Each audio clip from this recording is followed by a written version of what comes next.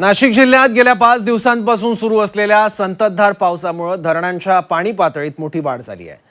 त्यामुळे अनेक धरणांमधून मोठ्या प्रमाणात विसर्ग सुरू आहे, पण वाढलेल्या बॅकवॉटरचा फटका आता नाशिक जिल्ह्यातील द्राक्ष उत्पादक शेतकऱ्यांना बसतोय। अनेक द्राक्ष बागांमध्ये गुडघाभर पाणी साचल्याने आगामी द्राक्ष हंगाम धोक्यात आलाय।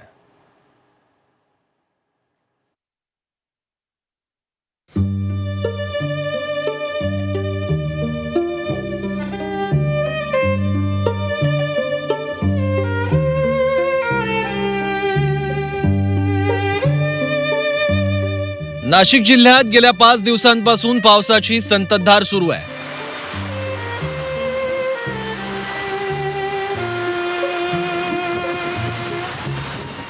पावसामुळे धरणांच्या पाणी पातळीत झपाट्याने वाढ झाल्याने मोठ्या प्रमाणात विसर्ग सुरू करण्यात आला।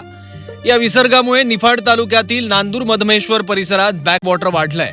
या बॅकवॉटरमुळे अनेक द्राक्ष उत्पादक शेतकऱ्यांच्या बागांमध्ये गुडघाभर पाणी साचलं, त्यामुळे शेतकरी चिंतेत सापडले आहेत।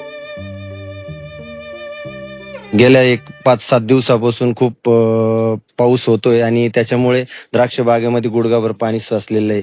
त्याच्यामुळे रूट मुळ्या चोकोप झाले आणि वर पण करपा वगैरे डावणीचं प्रादुर्भाव झालेला आहे आणि त्यामध्ये पुढील हंगामामध्ये म्हणजे प्रॉब्लेम येणारच, 100% प्रॉब्लेम येणारच।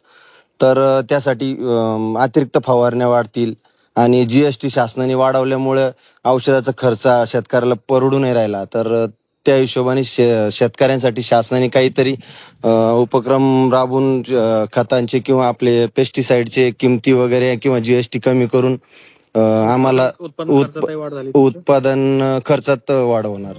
द्राक्ष वेलींची मुळं दीर्घकाळ पाण्यात राहिल्यास रोगांचा प्रादुर्भाव होऊन संपूर्ण हंगाम धोक्यात येण्याची भीती शेतकरी व्यक्त करतायत। सततच्या पावसामुळे निफाड परिसरामधील द्राक्ष बागांमध्ये मोठ्या प्रमाणात पाणी साचत आहे।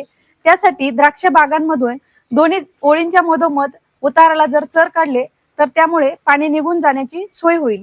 तसेच जर जास्त प्रमाणात पाणी साचलेलं असेल तर अशा द्राक्ष बागांमध्ये शेतकऱ्यांनी ट्रायकोडर्मा किंवा मग मॅन्कोजेब यांची जर आळवणी केली तर निश्चितच मुळकूच किंवा मग जो बुरशीजन्य रोगांचा मुळांच्या आसपास प्रादुर्भाव होणार आहे तो टाळण्यास मदत होईल।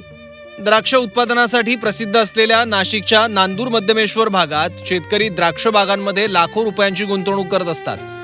मात्र सततचा पाऊस आणि वाढलेल्या बॅकवॉटरमुळे शेतकऱ्यांसमोर मोठं आर्थिक संकट उभं राहिलंय।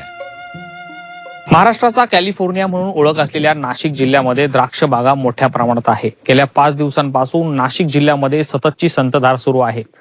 नांदूर मधमेश्वर या परिसरामध्ये अनेक द्राक्ष बागा असून नांदूर मधमेश्वर धरणाचं जे बॅक वॉटर आहे त्या परिसरामध्ये द्राक्ष बागांमध्ये गुडघाभर पाणी साचलं आहे। यामुळे द्राक्ष बागांचं मूळ कुजायला आता सुरुवात झाली आहे।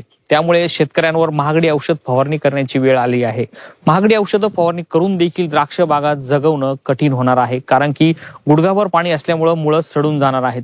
त्यामुळेच शेतकरी आता संकटात सापडले आहे। या शेतकऱ्यांनी आता सरकारकडे मदतीची अपेक्षा व्यक्त केली असून सरकारने द्राक्ष बागायतदारांना काहीतरी मदत करावी अशी मागणी जोर धरू लागली आहे। सुदर्शन खिलारे, झी मीडिया, निफाड, नाशिक।